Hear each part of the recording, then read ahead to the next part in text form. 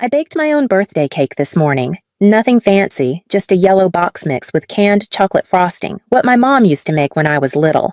I even added those same cheap rainbow sprinkles. I told myself it was for fun, for nostalgia. But truthfully, I just didn't want the day to pass without something sweet. Today, I turned 22, and just like last year and the year before that, no one from my family said a word. I kept checking the family group chat. Nothing. Not even a happy birthday from my dad. Not even a thumbs up emoji from my mom. They always forget or pretend to. But somehow, every year, I still hold out for something. A text, a call, a sign that maybe I'm still in there somewhere, tucked inside the part of them that remembers I exist. I moved out 2 years ago after finishing community college and enrolling in nursing school. I thought distance would dull the sting of being the afterthought. It didn't. My name is Adeline Carter. I'm the oldest daughter of Robert and Diane Carter, born and raised in suburban Colorado. I've always been the responsible one, the quiet one, the one who didn't need much. My younger sister Harper is the opposite, blonde, charming, always on stage, literally and figuratively. She's majoring in theater arts. My parents adore her, and she knows it. I used to think that if I kept being dependable, if I didn't make waves, they'd notice me one day. That maybe I'd earn their love quietly, the way people earn trust. But years go by, and all I've earned is silence. I stared at my phone for the 10th time. Still no messages, no missed calls. Still, I sent one. Hey, what time are we meeting for dinner? Group chat. Dad, Mom, Harper. I waited 5 minutes, then 10, then 30. Still nothing. Maybe they were planning something. Maybe they just forgot again. Or maybe deep down I knew this birthday would feel exactly like the last, and I just didn't want to admit it yet. My hope had started to crack. Not in a dramatic way. It was more like something slow and familiar, like a wall that had been patched too many times, giving in to the weather. I was folding laundry when I checked my phone again. Still no reply. I stared at the screen until the little gray text bubble disappeared, even though I'd imagined it was never there in the first place. I thought about calling my dad, but he never answers unknown numbers, and mine probably didn't even show up on his favorites anymore. So I called my mom. Diane Carter always picks up. She's the kind of woman who keeps her phone fully charged, cleans the house in the morning, and tells the neighbors how proud she is of her daughters. She's never missed a brunch, but birthdays, mine in particular, somehow those always seem to slip her mind. She answered on the second ring. Hey, sweetie, what's up? Her voice was bright, too bright, that tone she uses when she's walking through Target and doesn't want to seem rushed. I cleared my throat. Hey, I was just wondering, are we still doing dinner? There was a pause. Not long, just long enough for the air to shift. Then she let out a soft, oh, the kind that says, I knew I forgot something, but I'm going to pretend I didn't. Oh, honey, I should have told you earlier, she said. We're going out tonight with Harper. She got invited to a theater internship at the local playhouse. Isn't that exciting? So we're taking her out to celebrate. It was kind of last minute. My mouth went dry. It's my birthday. She laughed, not mean, just dismissive. Oh, don't be so dramatic. We'll do something for you next weekend. This is a big opportunity for her. Try to be happy. Okay. In the background, I heard Harper's voice, cheerful, careless. Is that Adeline? Tell her we'll bring her leftovers. More laughter. That was the moment it hit me. This wasn't an oversight. This wasn't forgetfulness. They remembered. They just chose her. I pressed the phone tighter to my ear. Sure, have fun, I said, voice even. Then I hung up before she could say anything else. Not because I was angry, but because I refused to let her hear me fall silent. I sat on the edge of my bed for a long time after the call. Not crying, not shaking. Just still. It wasn't sadness that held me there. It was the weight of being right again, of knowing exactly how this day would go before it began, and still hoping like a fool that this year would be different. My phone was still in my hand. I didn't mean to call anyone. My thumb just moved, almost without permission, and Natalie's name lit up the screen. Natalie was my girlfriend. We'd met 2 years ago in a microbiology class neither of us wanted to take. She sat next to me on the first day, offered me a peppermint, and said I looked like someone who never asked for help, even when I needed it. She wasn't wrong. She picked up on the first ring. "Hey, beautiful," she said, then paused. "Wait, what's wrong?" I told her. "Not everything, just enough about the call, the tone, the leftovers." She didn't hesitate. "Come over now, my parents are making steak tonight. We'll celebrate you the way you deserve." I didn't argue. Natalie lived 20 minutes away in a quiet cul-de-sac with her moms, Susan and Laura, who had been together longer than I'd been alive. They weren't flashy or loud. They were the kind of people who always had tea in the cabinet, blankets on the couch, and space at the table for one more. When I pulled into their driveway, Natalie was already outside waiting. She opened the passenger door before I could even unbuckle. "I'm so glad you came," she said, pressing a kiss to my cheek. Inside, Susan greeted me with a hug that didn't ask permission. "Happy birthday, sweetheart," she said, taking my coat. "You're just in time." Dinner wasn't extravagant, but it was intentional. Laura had opened a bottle of wine, and Natalie had set the table with cloth napkins. Someone had even printed a name card with my name on it, handwritten, underlined in gold pen. It wasn't about the food. It was that every part of the evening felt like someone had thought about me. Not out of obligation, just because they cared. After dessert, cheesecake, my favorite, Natalie handed me my phone. "Take a picture," she said. "You deserve to remember tonight." I snapped a photo of the dining room table, the candles, the empty wine glasses, the little card with my name. Then I posted it. Huge thank you to the people who showed up for me today. I'm so lucky to have found a real family. No hashtags, no explanation, just the truth. I didn't expect anyone in my family to see the post. It was late and they weren't exactly glued to my feed, but less than 40 minutes after I hit share, my phone started buzzing like it had caught fire. First came the text from my mother.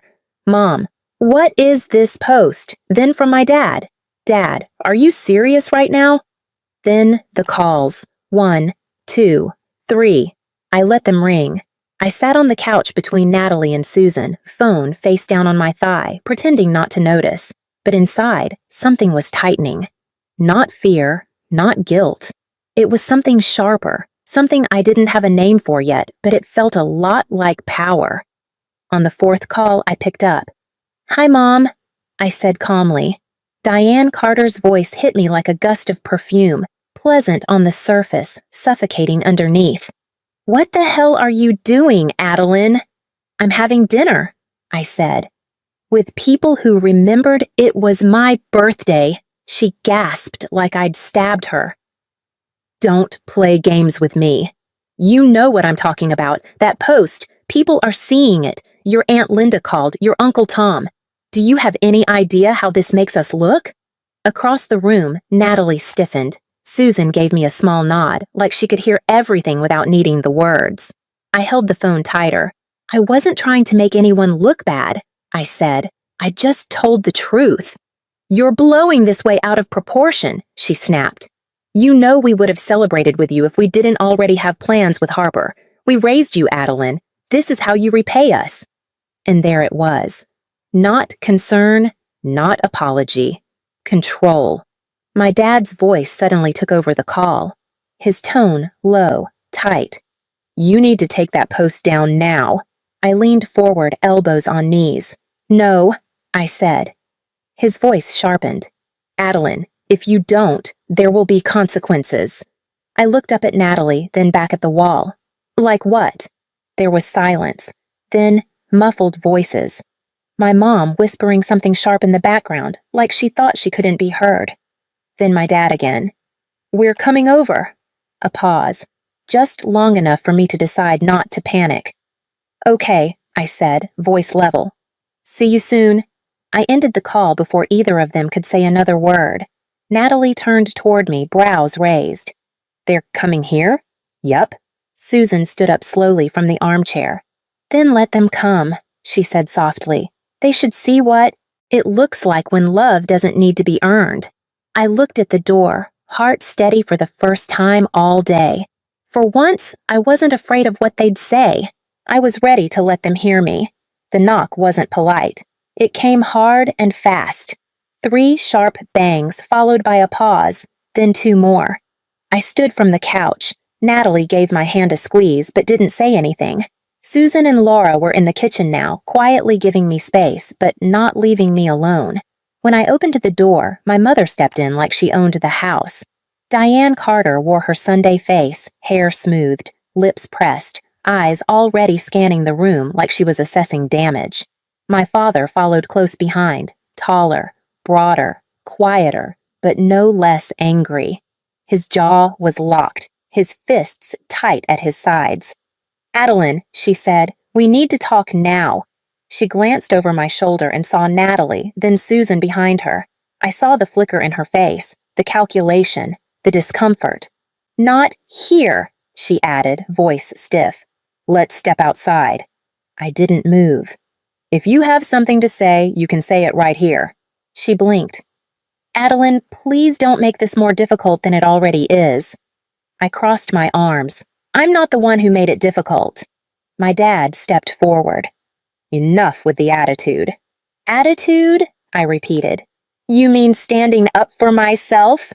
My mom sighed, pinching the bridge of her nose. "We are not going to let you embarrass us like this." Laura stepped just slightly into view at the edge of the hallway. She didn't say anything, just watched. "You've got people asking questions," my mom continued. "They're calling us, your aunts, your cousins. Do you know how humiliating this is?" I nodded slowly. "Then maybe don't give them a reason." "You think this is funny?" my dad asked. "No, but it's honest." He looked ready to explode. My mom stepped in before he could. "We are your parents," she said, voice rising. "We deserve some respect." "Respect?" I echoed. "Like the respect you showed me this morning, or last year, or the year I turned 16 and you canceled my birthday dinner because Harper had a stomach ache?" Her mouth opened, then closed. "You've made it abundantly clear who comes first every time, and I'm tired of pretending I don't see it." My mother's eyes narrowed. "So this is what this is about? You're trying to replace us with them?" She nodded toward Natalie, toward Susan and Laura, just beyond the kitchen light. I didn't flinch. "No, you've been replacing me for years. I just finally stopped pretending I didn't notice." For a moment, the room held its breath. Then my mother's voice dropped, soft and sharp. "You're going to regret this." I met her eyes. "That's what you said the last time you forgot." The silence after my last sentence was thick, almost physical. No one moved. My mother's lips parted, but nothing came out. My father's jaw worked like he was grinding his teeth. Then she recovered, smooth, practiced. She took one step. Forward, folding her arms across her chest in a way that looked maternal, but wasn't. Diane Carter knew how to posture authority without raising her voice. That was always her talent. "You don't realize what you're throwing away," she said quietly. I raised an eyebrow. "Enlighten me." Her eyes flicked toward the others in the room. "This is not the place." "Sure it is," I replied. "You showed up here, remember?" She held my gaze for a beat longer than expected, then smiled a tight, calculated curve. "Your father and I had plans for you," she said, "and if you keep acting like this, don't expect to be included when it comes to the house or the accounts, the mountain cabin." There it was, the inheritance, like it was supposed to break me. Robert Carter finally spoke again, voice low. "You're walking away from everything we've built." I laughed, quiet, almost involuntary. It slipped out of me like air after holding my breath too long. "You built something," I said. "Just not for me." "Don't be ridiculous," he snapped. I turned toward him fully. "No, I'm being honest. You two built your perfect family around Harper, and I was just background, reliable when needed, invisible when inconvenient." "That's not fair," my mom said sharply. "What part isn't?" I asked. "That I was never your priority, or that I finally stopped pretending it didn't hurt." She stepped closer. "Adeline, don't do this. You'll regret it. Money isn't everything, but you'll need it one day." I nodded slowly. "You're right. Money isn't everything." Then I smiled. "But peace is."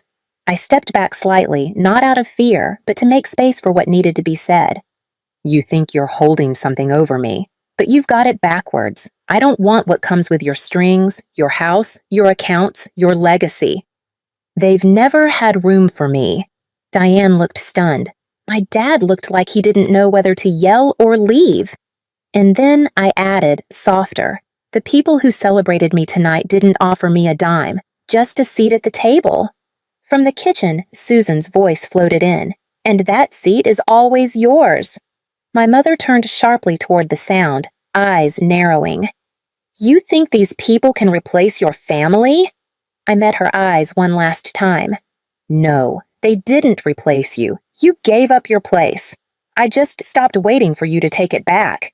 My mother stood still for a moment, like she couldn't decide whether to lash out or back away. Then her voice shifted. The edge softened. It almost sounded like regret, but I knew better. Diane Carter didn't apologize. She recalibrated. You think we don't love you? She said, quieter now. After everything we've done. I didn't answer right away. I let the weight of that question settle between us. Behind me, I felt Natalie take a slow breath. Not loud, but I noticed. So did my mother. Her eyes landed on where Natalie stood close to me, steady, not backing away. That's when it changed. Diane's expression shifted, again, tightened at the edges. So this is what this is about, she said, her voice now bitter. You're letting them turn you against us. She gestured vaguely toward Natalie, toward Susan and Laura, still standing quietly at the kitchen entrance, like the calm before a storm. You're trying to replace your family with strangers. That word, strangers, hung in the air. I took a breath. No, I'm not replacing anyone. You just stopped showing up, and someone else did. My father, still rigid beside her, muttered something under his breath. Probably the same thing he always thought, but never had the guts to say out loud. My mother stepped forward again. I am your mother, she said, her voice rising but not shaking. You will never get rid of me. We are blood, Adeline. You don't just erase that. I looked at her, not angrily, not even sadly. Just clearly. I don't need to get rid of you, I said. You already erased yourself. She flinched. It was quick, but real. For once, her face cracked. You pushed me out long before I ever walked away. Year after year, you made it clear where I stood. I begged for crumbs of your attention, and when I stopped begging, you got angry. She didn't speak. Maybe couldn't. You always had a favorite, I continued. You made sure I knew it. I was the one who didn't ask for much, so I became the one who got nothing. That wasn't love. That was convenience. My dad finally stepped forward. His voice was flat. You're being dramatic. I turned toward him. No, I'm finally being honest. That was the moment it shifted. For the first time, I watched them realize they no longer had control. No threats, no guilt, no family dinners held over my head could reel me back in. I saw it in their faces, not just anger, but something else. Loss, not of a daughter, of power. Laura stepped forward, quiet but firm. I think it's time for you both to go. Diane looked at her like she'd been slapped, but she didn't argue. Robert said nothing, just turned and walked toward the door, stiff and small. They left without another word. The door shut behind them with a soft, final click, and I stood there, still breathing, still whole. For a few seconds after the door shut, no one spoke. The quiet wasn't awkward. It was earned. I stood there, still facing the entryway, breathing in the kind of silence that didn't feel empty. It felt like space, like peace. Natalie came up beside me first, her hand brushing mine. You okay? She asked softly. I nodded. Yeah, I think I am. Behind us, Susan and Laura moved back into the room. Laura handed me a glass of water without saying a word. Susan just gave me a look, the kind that didn't need translation. It said, you did what needed to be done, and I had. For the first time, I hadn't backed down. I hadn't begged. I hadn't tried to make them comfortable at my expense. I'd told the truth, and I let it be uncomfortable. Natalie led me back to the couch. We sat there for a while, shoulder to shoulder. No one filled the silence because no one had to. That was the difference between love and obligation. Love waits with you.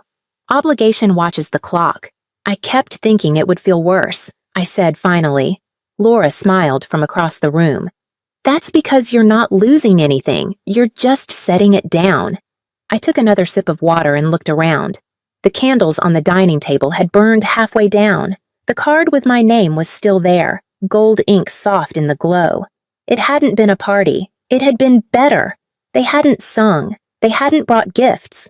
But they'd remembered me, and they'd stayed. My phone buzzed again. I glanced down without urgency, half expecting one last voicemail from my dad. But it wasn't him. It was Harper. Harper, Mom and Dad are livid. You really messed up this time. There was no happy birthday. No, are you okay? Just that. A warning or maybe a flex, like she was watching it all from the front row, popcorn in hand, still untouched by the mess she helped make. Natalie leaned in. Who is it? I turned the screen toward her. She read the message, then handed it back with a quiet, of course. I stared at it for a while, thumb hovering over the keyboard. For a moment, I imagined writing something back, calling Harper out for every time she took center stage while I faded into the background. I wanted to ask if she even remembered my birthday had been today, or if she had just enjoyed being the reason no one else did. But the longer I looked, the more I realized something simple.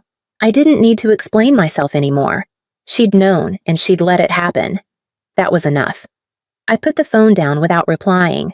Instead, I picked up another device. Susan's old baking book still sat on the sideboard from earlier, lemon cookies bookmarked with a yellow sticky note. I stood and walked into the kitchen. I think I'm going to start a tradition, I said. Cookies at midnight. Something simple, but mine. Susan turned from the sink. Want help? I smiled. No, but maybe just company. She dried her hands and took a seat at the kitchen table. I think I've got that covered. As the oven warmed and the dough came together under my hands, I thought of all the birthdays that had passed without cake, without kindness, and how this one, the quietest of them all, had become the loudest in truth. Not because they remembered me, but because I remembered myself. The cookies were cooling on a tray when Natalie joined me in the kitchen, her sweatshirt sleeves pulled over her hands. Midnight cookies, huh? She said, stealing one while it was still warm. They're not perfect, I replied, watching the edges crumble in her fingers. They don't have to be, she said. Neither do you. We sat in the quiet hum of the kitchen, me, Natalie, Susan reading at the far end of the table, Laura somewhere in the living room. The kind of silence that never existed in my old house. There, even the quiet carried sharp edges. I thought of all the cards my parents gave me over the years. Unsigned, generic, bought last minute at gas stations. I'd kept a few. I didn't know why. Tonight, I took one out. The last one I'd received, a pale pink thing with a gold border and no message inside. I folded it once, then again, dropped it in the trash without a word. Going somewhere? Natalie asked gently, watching me grab my coat. Yeah, I said. We're getting drinks. She stood, falling into step beside me without question. For your birthday? No, I said, smiling faintly. For my peace. As we stepped outside into the cool night air, I didn't feel the weight I usually carried on days like this. No guilt, no tightness in my chest, just breath, just movement. I wasn't walking away because I wanted to be loved. I was walking away because I was done pretending. If they only remembered you when others were watching, just leave a dot. You don't need to explain. That night, as the kitchen glowed with the warmth of cookies and quiet company, I realized something vital. For years, I'd chased my family's approval, hoping silence and compliance would earn me a place in their hearts. But love isn't a reward for being small. It's not a transaction. It's a choice others make to see you, to stay, to remember. My parents chose Harper, not because I wasn't enough, but because their love had limits I couldn't stretch. Walking away wasn't about anger. It was about choosing myself. Natalie, Susan, and Laura showed me what family could be, not bound by blood, but by presence. They didn't ask me to shrink or beg. They just opened the door. I learned that peace comes from letting go of those who let go of you first. It's not loss. It's freedom. I don't need to carry the weight of their neglect anymore. I can bake my own traditions, sit at tables where my name is written in gold, and live without waiting for someone else's permission. The lesson wasn't loud, but it was clear. You don't need everyone to love you, just the ones who show up.